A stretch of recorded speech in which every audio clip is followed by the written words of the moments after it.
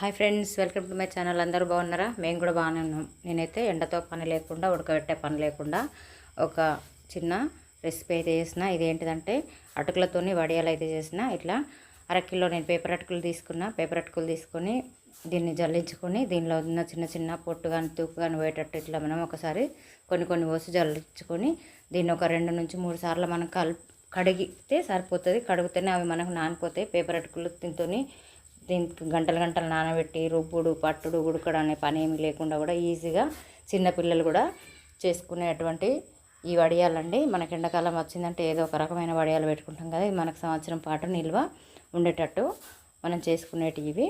ఇట్లా కడిగి మంచిగా నీళ్ళు వంపేసి పెట్టుకోవాలి. నీళ్ళు వంపేసి పెట్టుకొని అంతలోపు నేను 4 పచ్చిమిర్చి, అరకిలో మిరపకాయలకు ఎంత అరకిలో అటుకులకు పచ్చిమిర్చి ఎంత పడుతుందో అంతనైతే తీసుకున్నా. దాంట్లో కొంచెం జీలకర్ర, ఉప్పు వేసుకొని మిక్సీ పట్టుకొని పక్కన పెట్టుకొని కొంచెం కరివేపాకు, కొంచెం కొత్తిమీర అయితే వేసుకొని ఇట్లా కలుపుకోవాలి. నాకు కొత్తిమీర దొరకలేదు, నేను ఒక కల్లేమాకు మాత్రమే వేసుకున్నా. దీన్ని ఇట్లా మంచిగా కలుపుకోవాలి. నీళ్ళన్నీ విండేసుకొని నీళ్ళు విండేయాల్సిన అవసరం కూడా లేదు.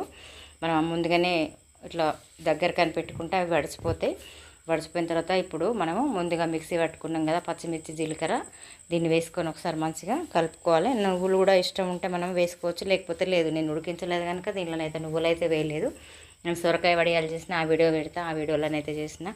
ఈ వీడియోనైతే చివరి వరకు చూసి ప్లీజ్ ఒక లైక్ ఇచ్చి కొత్త వాళ్ళైతే సబ్స్క్రైబ్ చేసుకోవడం మాత్రం మర్చిపోకండి. ఇట్లా మొత్తానికి ఈ కల్లేమాకు వేసి అయితే దీన్ని కలుపుకొని దీన్ని అయితే కవర్లో పెట్టుకున్నా. ముందుగా నేను నీడలోనే ఒక మంచం వేసుకొని మంచం పైన కవర్ అనేది వేసుకున్నా. మనము నీడలో ఆరబెట్టుకుంటున్నాం కనుక ఇట్లా నేను నీడకి మంచం మీద వేసుకున్నా. ఎండలో అయితే మనం ఏదన్నా బయట వేసుకొని పెట్టుకోవచ్చు, కానీ నేను మంచంలో వేసి పెట్టుకున్నా. దీనికి ఒక నూనె కవరు, ఎందుకంటే మనకు పూసల పావులు ఉంటాయి కదా, దానిలో పెట్టుకోవడం టైం వేస్ట్, కడగడం. ఇట్లా మనం పాల కవర్ కానీ నూనె కవర్ ప్యాకెట్స్ ఉంటాయి కదా, కోస కట్ చేసి అందులో నింపుకుంటే నాకైతే అరకిలో అటుకులు 2 సార్లు నిండగా కొంచెం మిగిలింది. ఇట్లా అన్నీ నేను పొడుగులో పెట్టుకున్నా. మనం ఇష్టం వచ్చినట్టు కూడా రౌండ్గా కూడా చేసి పెట్టుకోవచ్చు. ఇవి సాయంత్రం కొంచెం తీస్తే వచ్చినాయి. ఇంకా కొంచెం పచ్చిగా ఉంటే లోపల నేనైతే తెల్లవారి ఎండలో పెట్టి దాచిపెట్టిన.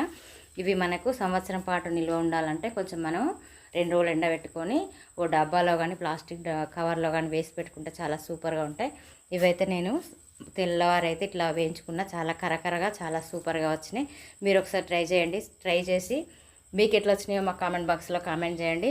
అలాగే ఈ వీడియోకు ఒక లైక్ ఇవ్వండి, కొత్త వాళ్ళు సబ్స్క్రైబ్ చేసుకోండి. Thank you for watching. ఎట్లా వచ్చినాయో కామెంట్ చేయండి.